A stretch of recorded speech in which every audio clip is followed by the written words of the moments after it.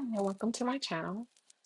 Today I wanted to start off with my first video being one about my YNAB categories.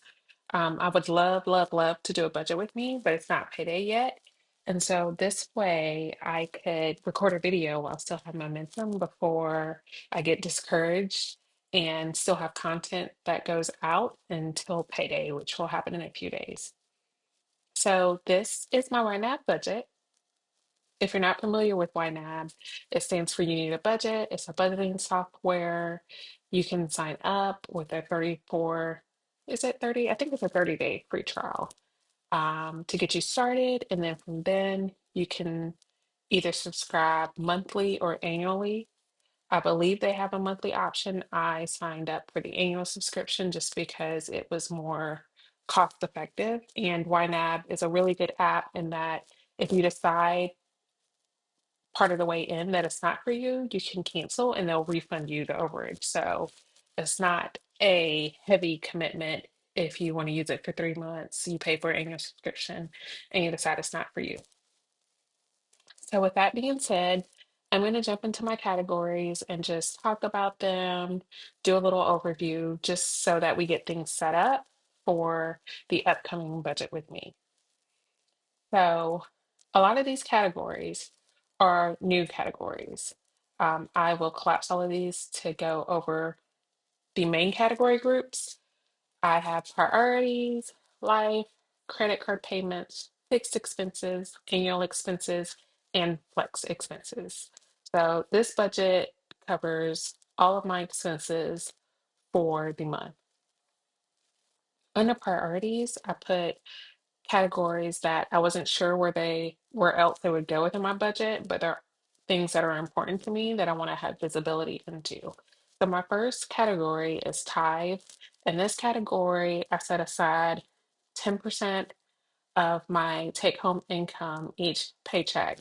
And what I do with this money, it can either go directly to a church, it can go to charity giving, and it's any type of giving, whether that's giving somebody $10 out of the car window because maybe they're at a stoplight, or giving more seriously to family members, single moms, people in need.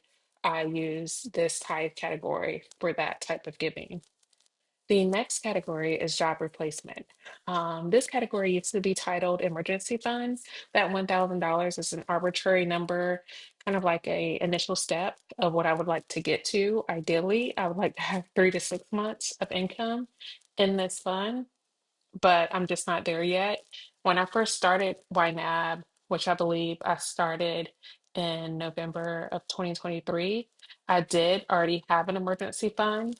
But since YNAB, one of the four rules is to get a month ahead, I took all that money I had set aside and allocated it across multiple categories. A lot of those funds at the time went into annual expenses and debt payoff.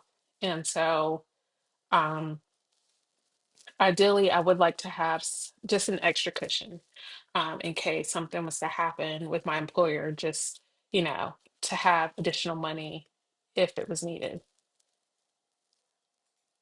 The next budget group is life. This is kind of the boring everyday stuff. Um, you've got gas, you've got groceries. Groceries for us this month is already overspent. It's a little more expensive because we are a household of four. It's me, my husband, and then our two kids. Um, I have a household consumables category, and in this category, I like to put things like dishwashing liquid, garbage bags, freezer bags, paper towels, toilet tissue. This is a separate category for that. And I think if I only shopped at the grocery store, I wouldn't keep it separate because it's kind of an extra step in the budget to keep track of. But because we have some items that come from Amazon on subscribing save, just because it's a little bit cheaper, I do have this category in there. Next is food and drinks. That's basically our takeout, the money that we use to go out when I don't cook, which I don't cook often. Um, but this is the money that is allocated for that. Um, The next category is kids. This money is just any money we might spend on the kids. So if they have food trucks at school, if a book fair is coming up, they're selling t-shirts, going to the bookstore, this is just money I set aside each month from for them. Um, the next category is maintenance. This is a category for me, just to cover, you know, girl stuff, manicure, pedicure, hair products, anything that doesn't fit anywhere else, I put in the maintenance category. My favorite category is the hobbies category. So I have several hobbies, and generally they're not expensive hobbies. However, when you're really into something, or at least when I'm really into something, that's where my money tends to align. And so I try to set myself a budget of $75 a week. As we can see for this month, I am overspent on that, but that tends to happen. What I'll try to do next month is to reel that in a little bit by doing a 34-day refresh. So I'm going to start the YNAB refresh in a few days. I don't know exactly what that will look like. I haven't even gone into the website to sign up for it yet, but really, I just want to, for the month of February, focus on essential spending because um, I know that a few months from now, I want to make a few big purchases, like the Nintendo Switch 2 is coming out. And then also, I'm sure as it gets warmer, we'll have more outdoor time, more vacations, things like that. And so that gets quite expensive. The next category is stash sales. So, as I mentioned, I have a lot of hobbies. Sometimes, if I realize that I haven't picked up a hobby for a few months, 6 months to a year, what I'll do is I'll go on eBay or Mercari and I'll list some of those items so that I can get a little money back from my hobbies. And then that way I can pour that money back into the hobby or use it for something else, just depending on what my priorities are at the time. Last but not least in this category is stuff I forgot to budget for. This is a default YNAB category. It's a really good one. I fill it to $50 each month, but as you'll see, I've got it snooze right now because typically it goes underfunded because when I do spend from this category, I put it somewhere else in the budget. So I'll move money from stuff I forgot to budget for to an appropriate category. Here we just have our credit card payments. Well, my credit card payments. There's four of them. These two have zero balance. This one was one I've had for a while. This one I use to consolidate. These two I use to consolidate some debt at 0% interest. This one has already been paid off before it's due in October 2025. And then this one will be paid off by November 2025. The next category is fixed expenses. So these are monthly bills. These are just things that we pay for to keep us surviving or entertained every month. If push came to shove, Hulu and New York Times will probably be the first to go. And then I probably look at doing something about the Verizon bill because it's four phones on that account. But these are pretty boring, so I'm not going to go through them. Um, if you have any questions, just leave a comment and I'll be happy to answer as best I can. The next category is annual expenses. So it used to be my sinking funds category. It still kind of is, but it's got some other things mixed in there as well. So we've got things that I know come out annually, like Amazon Prime, HOA, my car taxes, school covers all school fees, clothes, school supplies, that kind of thing. Um, and since only one my kids are in school, then I think I usually, yeah, the target's around $500.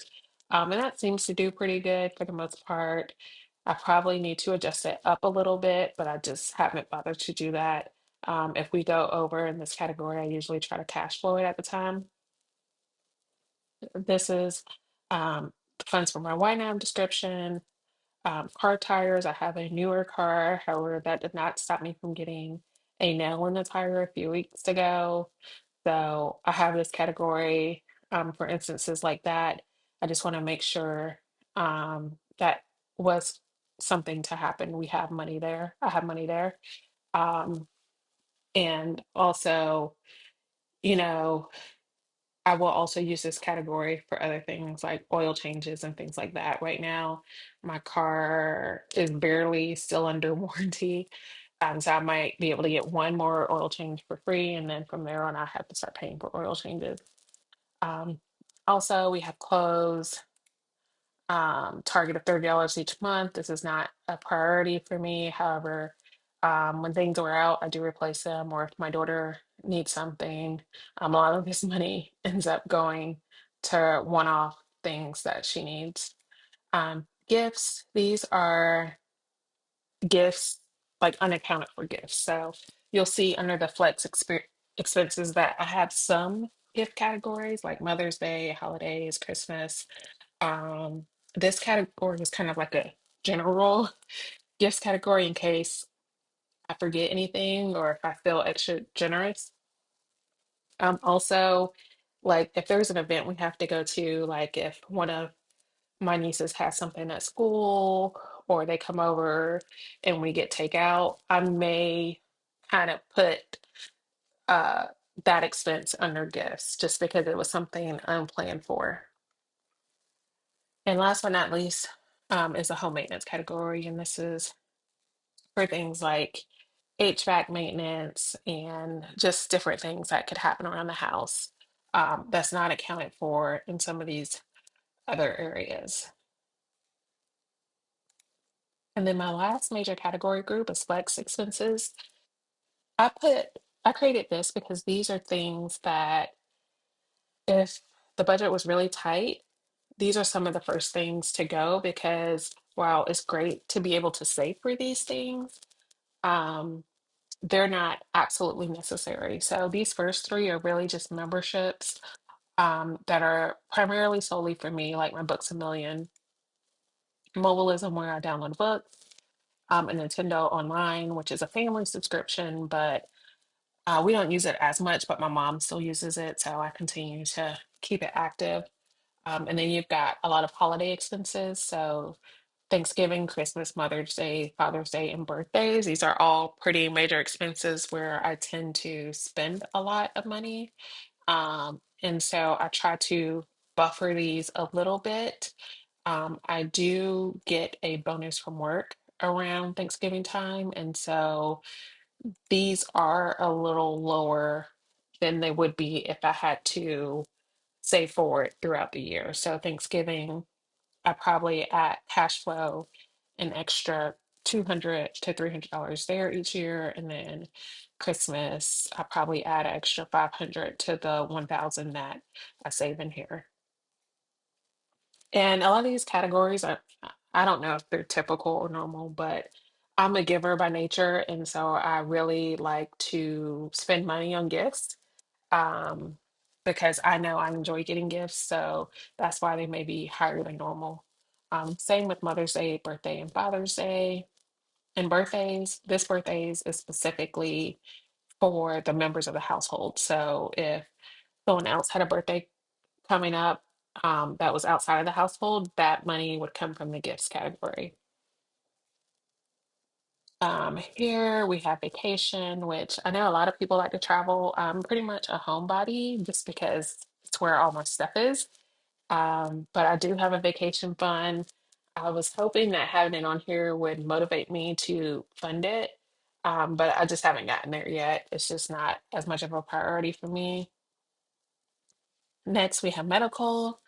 Um, this just covers anything that's not covered by my FSA. So I'm trying to get my FSA to where things are covered, and I don't have to pay anything out of pocket at the end of the year, but these past few years, as it gets closer to November, December, and medical expenses come up, I find myself having to pay more and more out of pocket. So I'm including this here, and I set a target for $500 each year. So hopefully that will help curb that. And then next year, I'll be able to hopefully estimate my FSA a bit more accurately. Household fixtures are for things like furniture. Um, TVs, things like that. We recently got a new TV upstairs, and so that would come out of this. And then reimbursements are for, it's just a kind of like hub for reimbursements to flow. So let's say I buy something and someone reimburses me later, I put it in this category. If I go on a work trip and I pay for fuel and food and snacks up front, I will put that all under this reimbursements category so that my employer can reimburse me for those funds. So these are all my categories. Tell me what you think. Are there too many, too few? I know some people do broader categories, so they're not as specific. I think it would be kind of fun to have like one big monthly bills bucket of money, but then also I like to see my subscriptions individually. So, if I get tired of paying for something or if I'm trying to save some money one month, I'm able to go in and cancel or easily see what to cancel or to pause. And I know what that is without having to search too hard for anything. Um, but that's just my preference. So I'm really into watching other videos and trying to get a sense of kind of how everybody does their categories. I think what interests me the most is probably this hobbies category. I feel like my hobby spending like $75 a week may be a bit much, but I am a spender by nature, and having it at that level makes me happy so I don't feel bad if I go over it too much. But I know, like, for some people, they get $75 every 2 weeks or $75 a month, just because, you know, personal finance is personal, and everybody values different things. So tell me what your hobby categories are. And if you like this video, don't forget to thumbs up and leave a comment. Thanks, guys.